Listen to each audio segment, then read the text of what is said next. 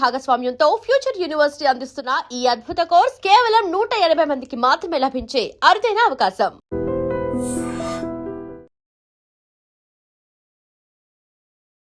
నమస్తే రమ్మగారు. నమస్తే జయ. రమ్మగారు, అతి పురాతనమైంది, చాలా కొత్తగా ఉండేది ఏదైనా ఒక కథ చెప్పండి అండి. మండోదరి కథ. మండోదరి అంటే ఈ మండోదరి కదా? ఆమె కాదు, ఇంకో కథ చెప్తా. పూర్వం అంట ఓ పల్లెటూరులో ఓ భార్య భర్త ఉండేవాళ్ళు. వాళ్ళకి ఏమీ డబ్బులు లేవు, దీన వదనాలతో దీనంగా ఉంటూ ఉండేవాళ్ళు. ఒకనాడు ఏమైందట, పక్క ఊర్లో ఏదో సంతలో ఏదో చిన్న కొద్దిపాటి ధాన్యం మినువులు అవి ఉంటే అవి అమ్ముకుందామని వెళ్ళాడు. మినువులు ఎన్ని అమ్మితే ఎంత వస్తుంది? ఏమైంది, ఏదో ఒక కొద్ది చిన్న పైకం వచ్చింది. వస్తూ ఉంటే అతను కాలు జారి చెరువులో పడిపోయాడు. చెరువు గట్టు మీద నడిచి వస్తూ జారి పడ్డాడు. ఆ సంపాదించిన కాస్త పైకం కూడా చెరువులో పడిపోయింది. ఎంత వెతికినా దొరకల. ఏం చేస్తాడు, ఏడ్చుకుంటూ ఇంటి దారి పెట్టాడు. ఇంటి దారి పెట్టేసరికల్లా వస్తూ ఉంటే ఒక చోటట ఈ అడవిలో ఏదో ఇట్లా అట గూడులాగా ఒకటి కనపడింది. కొద్దిగా చినుకు పడుతోంది. ఈయనకి సత్తా లేదు, వానలో నాంతూ వెళ్ళగలిగే సత్తు లేదు. ఓ పక్కన ఈ చెరువులో పడి ఉన్నాడేమో, దిగులుగా అదిగా ఉంది. పోయి ఇట్లా గూడల్లే ఉందిగా, ఆ గూట్లో కూర్చున్నాడు. గూట్లో కూర్చుంటే ఆ గూట్లో ఆయనకి ఏం కనపడింది, ఒక అంత దిమ్మ లాంటిది ఒకటి నిలబెట్టుంది. దిమ్మ కాసేపు కూర్చున్నాక చూస్తే అదొక చెట్టు తాలూకు మొదలుగా ఉంది. సరే దగ్గరికి వేసి మీద చెయ్యేసాడు. చెయ్యేస్తే అది ఏదో చెట్టు తాలూకు మొదలు తెలిసింది. ఏమనుకున్నాడు, అబ్బో ఇది బాగుంది, ఎవరో పెట్టుకున్నట్టున్నారు. 2 పేళ్ళు వేసి పట్టుకెళ్తే కనీసం పొయ్యిలోకి పుల్లలైనా ఉంటాయి. వర్షాకాలం ఇంత చేవగల కర్ర ఎక్కడ దొరుకుతుంది, ఓ పక్కన వానలు పడుతున్నాయి అని చెప్పి ఏం చేశాడు, ఇతను వెళ్ళేటప్పుడే ఈ అడవి మార్గం కదా, కట్టెలు అవి ఏమైనా కొట్టుకోవడానికి వీలుగా ఓ కత్తి, ఓ కర్ర, చిన్న గొడ్డలు లాంటిది ఉంది. ఆ గొడ్డలు తీసి ఒక్క వేటైపోయాడు దాని మీద. వేయిపోయేసరికల్లా అని కేక వచ్చింది లోపల నుంచి. అమ్మవారు మాట్లాడింది, ఒరే నేను జేజిన్రా, నన్ను కొడతావేమిట్రా నువ్వు అనేసరికి గబగబా చెంపలేసుకుని, అమ్మ తల్లి నువ్వెవరో నాకు తెలియదమ్మా, ఎవరో దిమ్మని నిలబెట్టారు ఇక్కడ, వాళ్ళు వచ్చే లోపల నా దారిని నేను 2 పేళ్ళు వేసుకుందామని ఆశపడ్డంతల్లో నన్ను వదిలేసేని గుంజీలు తీశాడు, చెంపలేసుకున్నాడు, పాదాక్రాంతుడైపోయాడు, దండాలు పెట్టాడు. మా అమ్మ నాకు తెలియలేదు నువ్వు జేజివని అనేసరికల్లా ఏమిట్రా నీ నొప్పి అంది. ఏం చేయనమ్మా, రూపాయి లేదు. ఆ రోజుల్లో రూపాయి అనేవాళ్ళు కాదు, కానీ లేదు, నా బతికి ఎట్ట తెల్లారుతుందో తెలియటం లేదు, 4 బిడ్డలు ఉన్నారు, ఏమీ లేదు, చిన్న చెక్క కూడా లేదు నాకు, ఏదో పని చేసి బతుకుదామంటే ఈ వర్షాకాలం పనులు లేవు, పాటలు లేవు, ఉన్న 4 గింజలు అమ్మితే ఆ పావలా కూడా నా ఇంటికి చేరేలాగా లేదు, చాలా కష్టంగా ఉంది నాకు అనేసరికి ఇవిడంది, ఒరే నన్ను కొట్టబోయావు కానీ నీకు ఒక మాట చెప్తా విను, ఇంటికి వెళ్ళిపో, శుభ్రంగా వంటిల్లు అలికేసేయండి, చక్కగా ముగ్గు పెట్టండి, 2 కొత్త కుండలు తెచ్చుకో, పొయ్యి అలికి పొయ్యి మీద ముగ్గేసి కొత్త కుండలు కడిగి పొయ్యి ఎక్కించు, పొయ్యి మీద పెట్టండి, దాని మీద మూత పెట్టు, మూత తీస్తే నీకు కావలసిన పదార్థం ఉంటుంది అందులో, ఈ వరం ఇస్తున్నా నీకు, వెళ్ళిపో అన్నది. దండాలు పెట్టి ఇంటికి వెళ్ళాడు. పెళ్ళానికి చెప్పాడు, ఏమే కాస్త ఆవు పేడ పట్టుకురా వంటిల్లు అలుక్కుందామని. 2 కలిసి ఆ 3 గదుల వాళ్ళ ఇంట్లో లేదా 2 గదుల ఇంట్లో ఒక గది వంటిల్లు, శుభ్రంగా వంటిల్లు అలికారు. ఏదో దేవుడు వస్తున్నట్టుగా పూజలప్పుడు అలుక్కుంటాం కదా, పొయ్యి అలికారు, అంతా ముగ్గు పెట్టారు. సరే పక్కన సందులో ఎవరో తెలిసిన వాళ్ళు ఉంటే, అప్పట్లో కుండలు అవి ఏముంది, చాలా ఖరీదు తక్కువ, తెలిసిన అంటే 2 కుండలు ఇవ్వమని 2 తెచ్చాడు. 2 పొయ్యిలు అలికారు, 2 పొయ్యిల మీద 2 కుండలు ఎక్కిచ్చారు, మూత పెట్టారు, దండం పెట్టారు. 5 నిమిషాలు తర్వాత చూస్తే ఒక దాంట్లో అన్నం ఉంది, 2వ దాంట్లో పులుసు ఉంది. ఏ పదార్థం కావాలన్నా వీళ్ళు కొండెక్కించటము, మూత పెట్టి పలానాది కావాలి అంటే వచ్చేస్తుంది. బాగుంది. ఎంత హాయిగా తిన్నారో వాళ్ళు ఆ రోజున. ఇక 2 పూట్ల పొయ్యిలకి ఇల్లు అలుకుంటుండా, పొయ్యి ఎక్కిస్తుండా, వస్తుండా వస్తువు తింటున్నారు. ఎవరైనా వస్తే వాళ్ళకు కూడా పెట్టేవాళ్ళు. ఎంతో హాయిగా వాళ్ళ జీవితం నడిచేది. అయితే ఈ మండోదరి అనే ఆవిడ వీళ్ళ పక్కింట్లో ఉంటుంది. ఆ మండోదరిది ఈ కథ. ఆ మండోదరి రోజు ఎక్కడి నుంచో వీళ్ళ ఇంట్లో పులుసు వాసన వస్తుంది, కూర వాసన వస్తుంది, పప్పు వాసన వస్తుంది. వీళ్ళు పెద్ద ఆశలకి పోలా, స్వీట్లు బీట్లు తింటాల వాళ్ళు, మామూలు పదార్థాలే వాళ్ళకి కావాల్సినవి అడిగి తింటున్నారు. ఎక్కడి నుంచి వస్తోంది వీళ్ళకి? ఆవిడకి అర్థమయ్యేది కాదు. అయితే ఏమైంది, వీళ్ళకి 4 పిల్లలు ఉన్నారుగా. ఈ 4 పిల్లల్లో ఒక పిల్లాడు కొంచెం గైరుగా ఉండి బాగుంటాడు. ఈవిడ ఎంతసేపు వాడిని పిలిచేది ముద్దుకి. ఏరా ఏమన్నా తిన్నావురా అని చేతుల వాసన చూసేది. చేయి వాసన చూస్తే పప్పు పులుసు వాసన వచ్చింది, ఈ రోజున ఏదో తోటకూర కాడలు పులుసు వాసన వచ్చింది. ఎంత బాగుందిరా, ఎక్కడివిరా కాడలు అట్లా అడిగింది. అడిగితే ఏమోనత్తా నా తెలీదు, మా అమ్మ పొయ్యి మించి దింపటమే చూశాను నేను అన్నాడు. తరిగేటప్పుడు చూడలేదంటే తరిగేటప్పుడు చూడలేదు, కోసేటప్పుడు లేవు, తరిగేటప్పుడు లేవు, పొయ్యి మించి దిగినప్పుడు మాత్రం వస్తుంది. ఆ మండోదరికి ఊరుకో బుద్ధి కాల. పిల్లాడిని మీ అమ్మ ఏం చేస్తుందో చూడు అని వాడి చేతిలో ఓ బల్లె ముక్క పెట్టడం, ఒకటి ఏదైనా చేతిలో తీయటి పదార్థం పెట్టడం. రోజు పిలిచి ముద్దు చేస్తుంటే ఎవడు మాత్రం పలకడు.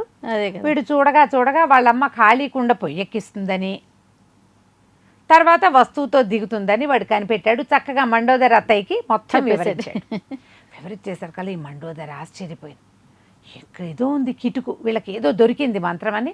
ఒకనాడు మధ్యాహ్నం పోయి వాళ్ళ ఇంట్లో ఇవాళ ఏమీ వండలేదే, ఎంతో ఇబ్బందిగా ఉంది, అలా ఉందంటే అదే వదిన మాతో పాటు తిందుగాని రా అని చక్కగా కూర పులుసు వేసి అన్నం పెట్టారు.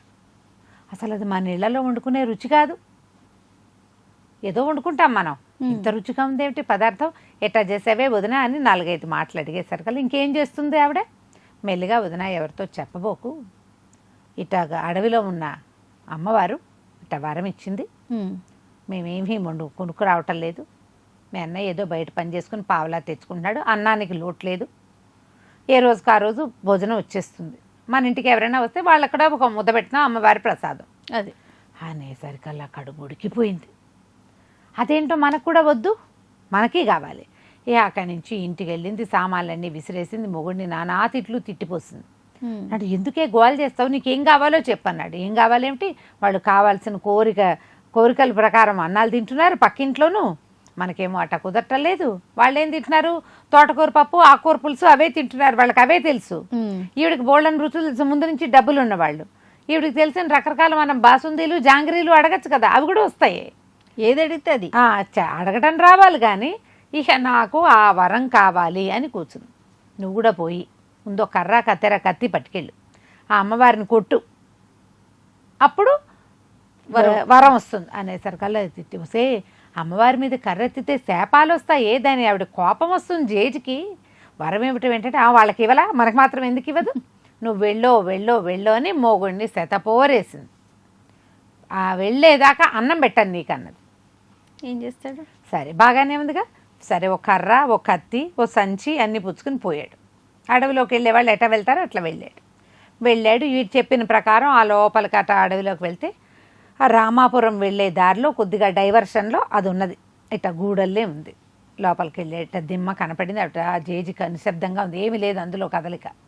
ఈయన అటు ఇటు చూసి గొడ్డలు ఎత్తేసరికలు గయ్యమని పెద్ద కొంత ఎవడరా నువ్వు అని జుట్టు పుచ్చుకుంది, లోపల నుంచి చెయ్యొచ్చి తలకాయ పుచ్చుకుంది, తల ఇది పట్టేసుకుంది, సిగ పట్టుకునేసరికి ఓమ్మ మాతల్లోని కేకలు పెట్టాడు. అమ్మ మా తల్లి నన్ను వదిలే అన్నాడు. అన్నాక ఎవడరా నువ్వు, నా మీద కర్ర ఎత్తుతావా, ఎక్కడి నుంచి వచ్చావు అని గట్టిగా కేకలు పెట్టింది.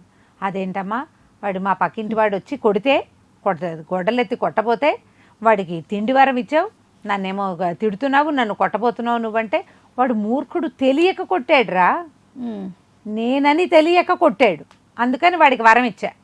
నువ్వు తెలిసి నేనని తెలిసి వరం ఇస్తానని తెలిసి నా మీద గొడ్డలు ఎత్తుతావా, ఉండు నీ సంగతి చెప్తా అని వాడికి అన్నీ ఇచ్చా, తిండి తిప్పలు అన్నీ. వాడికి నెయ్యి ఇవ్వలేదు, ఇవాళ తెంచి రోజుకి 2 సేర్ల నెయ్యి వాడింటికి పంపించాలి, లేదా నీ అంతు చూస్తా నేను, పోయి ఇక్కడి నుంచి అన్నది. ఏం చేస్తాడు, చెయ్యి లోపలికి వెళ్ళిపోయింది, నిశ్శబ్దంగా నుంచుంది ఆ దిమ్మలో ఆ జేజి. ఏడుపు, ఈ లోపల ఏమైంది, జుట్టు పుచ్చుకుని లాగింది, ఎత్తి విసిరి కొట్టింది, దెబ్బలు తగిలినాయి. పైగా అసలు నీకు అంత ప్రచండమైన శక్తి మీదకొస్తే శరీరానికి ఎంత గాసి, మరి ఎటాగో ఈడ్చుకుంటూ దేవుడా రాముడా అని వాకిట్టోకి చేరాడు. ఈ లోపల మండోదరి ఎట్లాగో మొగుడు వరం తెస్తాడుగా, ఇళ్ళల్లా అలికేసింది, ముగ్గు పెట్టేసింది, 2 కొత్త పొయ్యిలు ఎలికి పెట్టింది, 2 కుండలు కొనుక్కొచ్చింది. ఇక మొగుడు వచ్చి మూత పెట్టడమే అంతే. ఆ లోపలికి ఈడుస్తూ సత్యనో దేవుడా అని వచ్చిన మొగుడిని చూసేసరికి అది తెల్లబోయింది. ఇదేమిట్రా నాయన ఇట్ట తయారయ్యావంటే జేజి వరం ఇవ్వలేదే మనకి, ఇది ఇచ్చింది, పనిష్మెంట్ ఇచ్చింది, శిక్ష రోజు 2 సేర్లు నెయ్యి ఇవ్వమంది. 2 సేర్ల నెయ్యి అంటే మామూలేనా ఉమ్. అనేసరికల్లా అవురవురా నువ్వు ఇంత చవటవా దద్దమ్మవా అదే ఇదే అని అరిచి తిట్టిపోసింది. పిచ్చి వెధవా పక్కింటి వాడికి ఏమీ తెలీదు, వాడు అమ్మవారి దగ్గర నుంచి వరం తెచ్చాడు, నీకు అష్ట తెలివులు ఉన్నాయి, వ్యాపారం చేస్తావు, వ్యవసాయం చేస్తావు, అయినా సరే నువ్వు ఇట్లా ఉన్నా అని అరిచింది. ఇక విరుచుకు పడిపోయింది, పొట్టలిట్ట ఉబ్బరం అయిపోయింది, 9 నెలల పొట్టల్లే వచ్చేసింది. ఇక కడుపులో నొప్పి, మెలికలు తిరిగిపోతుంది, దొర్లేస్తుంది, నేల మీద పడి పెద్ద పెద్ద కేకలు, శోకాలు. సడన్గా పెరిగిపోయిన ఈ పొట్టను చూసేసరికల్లా పిల్లలు ఇంట్లో వాళ్ళంతా నిర్కాంతపోయారు. ఇక నోటి నుంచి మాట రావటల్లా మూలుగు, అరుపు, కేకలు. మొగుడిని తిట్టిన తర్వాత ఇంతే కథ. ఏం చేస్తారు, ఈ కేకలకి వాటికి చుట్టుపక్కల జనం అంతా చేరారు. ఏమైందంటే ఏం చెప్తారు, ఏం చెప్పాలి, బాగా మెల్లిగా ఆలోచించుకుని నిదానంగా ఆ మండోదరిగా మా మొగుడు చుట్టుపక్కల వాళ్ళకి చెప్పాడు. వాళ్ళ ఇంట్లో వాళ్ళకి ఇట్లా కుదిరింది, మరి బయటకు వచ్చేసి అనేసరికి వాళ్ళందరూ ఆశ్చర్యపోయారు.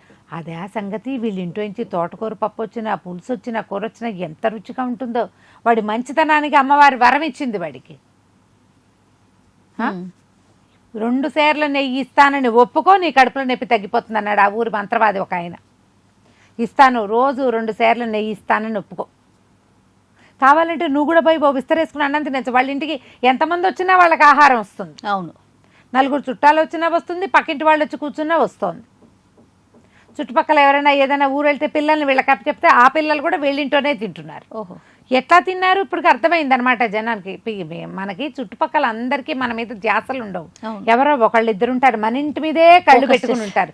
మన ఇంటికి ఎవరు వచ్చారు, మన ఇంట్లో నుంచి ఎవరు వెళ్ళారు, మనం ఏం కొనుక్కుని తెచ్చుకుంటున్నాం, మనం ఏ టైంకి వెళ్ళాం, ఏ టైంకి వచ్చాం, చూడు కొంతమంది ఉంటారు. మిగిలిన వాళ్ళకి ఏం పట్టింది, అందరికీ ఏం పట్టదు. ఈ పక్కింటి మండోదర అక్కయ్యకి మాత్రమే పట్టింది.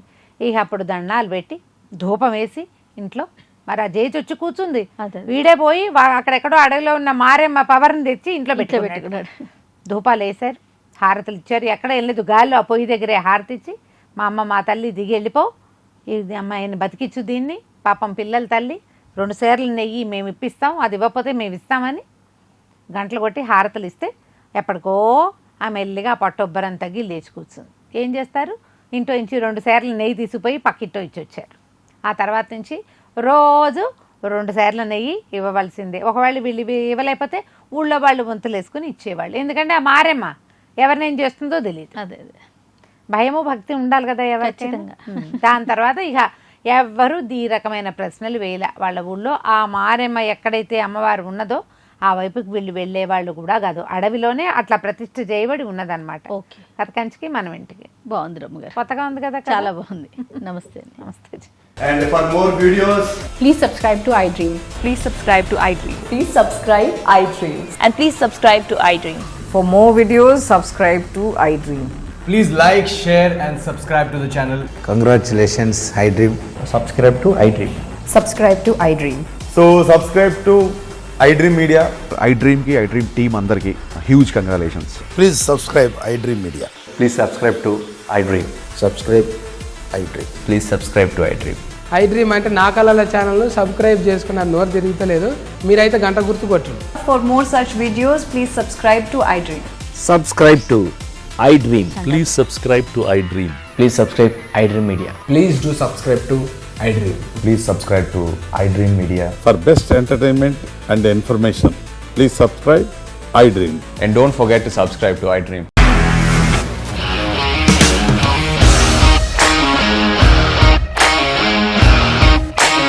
ఇండస్ట్రీలో కమిట్మెంట్ ఇష్యూస్ వస్తే నీకు కూడా వచ్చినట్టు. మార్నింగ్ తీసుకెళ్ళాడంటే కొట్టి పడేస్తాడు.